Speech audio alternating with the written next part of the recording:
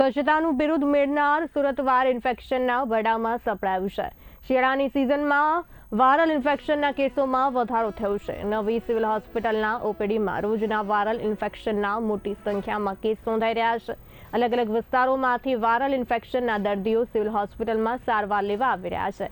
Corona દરમિયાન જે તકેદારી રાખવામાં આવતી હતી તે પ્રકારે જ વાયરલ ઇન્ફેક્શનના દર્દીએ તકેદારી રાખવી જરૂરી છે। તો સિવિલના તબીબો જાણો શું કહી રહ્યા છે। ઠંડીની ઋતુને લીધે વાયરલ ઇન્ફેક્શનના કેસીસ દેખાઈ રહ્યા છે। એમાં અમારી મેડિસિન વિભાગની જે ઓપીડી હોય છે 700 થી 800 દર્દીઓની રોજની ઓપીડી હોય છે।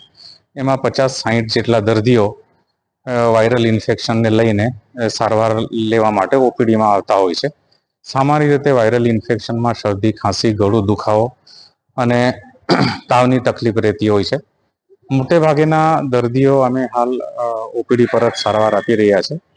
ગંભીર પ્રકારના લક્ષણો દેખાય કે જેને દાખલ કરવાની જરૂર પડે, ઓક્સિજન ઓછો થાય એવા દર્દીઓ હાલ જોવામાં આવી રહ્યા નથી।